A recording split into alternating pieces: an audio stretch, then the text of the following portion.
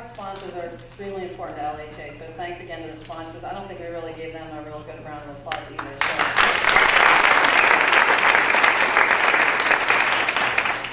So sponsors are very important to LHA, and it's good to have them. But it's also good to have good friends who will come to your assistance. And Jen DeLay from JDK Group is that kind of a friend to me.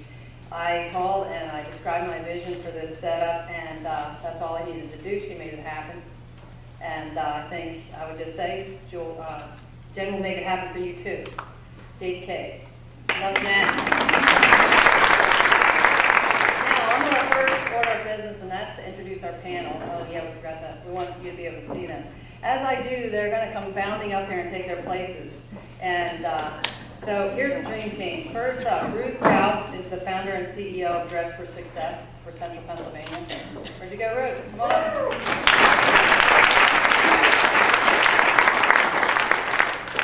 Joyce Davis is the founder and president of the World Affairs Council of Harrisburg.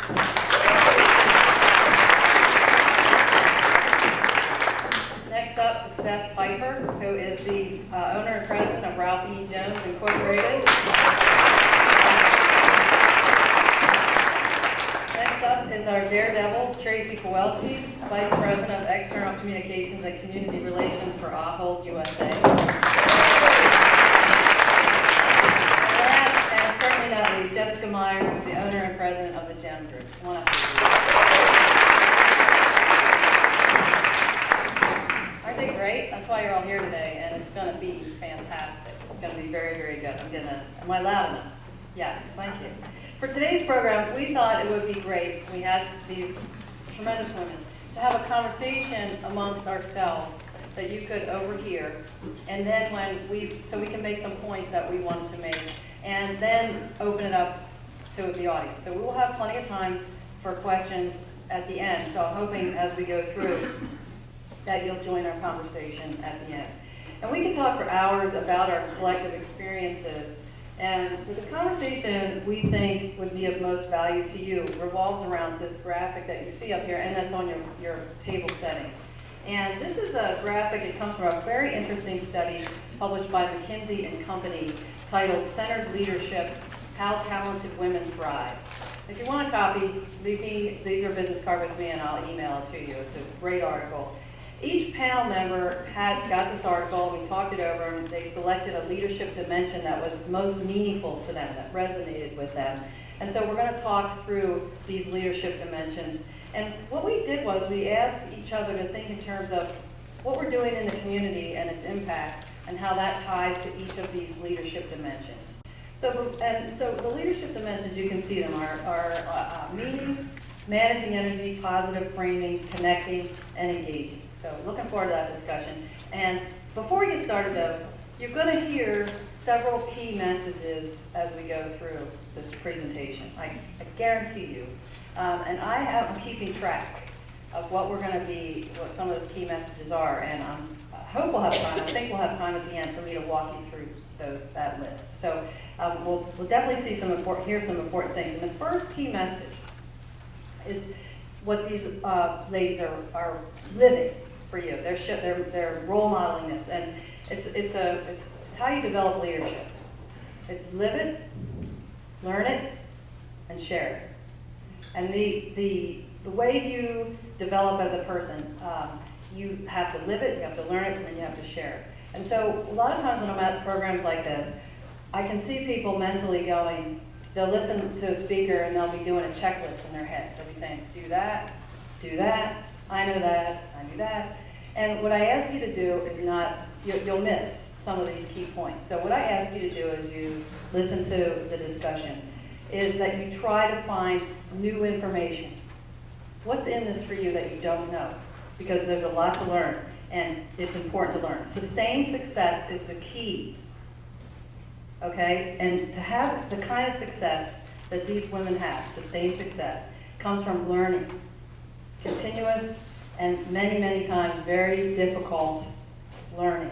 And this is your golden opportunity to learn. So hang with us, and I think you're going to get some great information.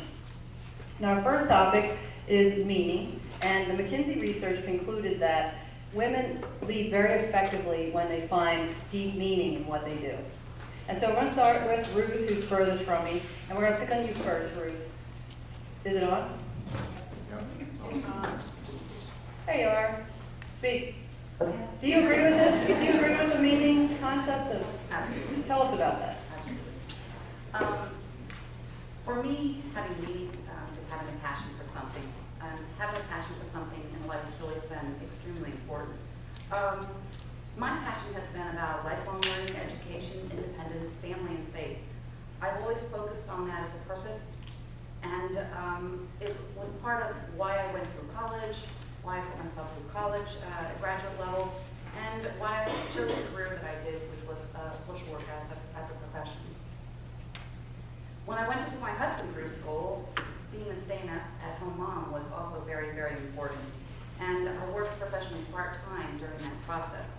I loved to have just enough income to be able to give my children the extras that they needed so that my husband and I could focus on raising our family.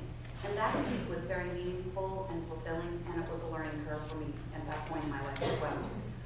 My focus took a transition when my children were getting older and it was time to prepare for them to go to college. And you take another reality check in regard to how you financially can afford to do that. And so it was at that point where I felt like that was time to take a step, to really move into what I consider to be the highest paying area in my field that I could be as a consultant. But my note to myself was, as I did it for about 18 months, was, you know, I don't really like a job that's all about just what the money is. I was unhappy, I mean, truly.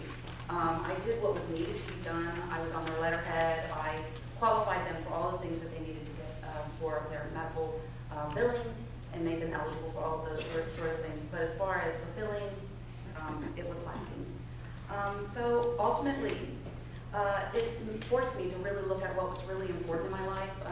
You know, my family wasn't really enjoying this because I was kind of miserable. Not real miserable, but you know, I mean,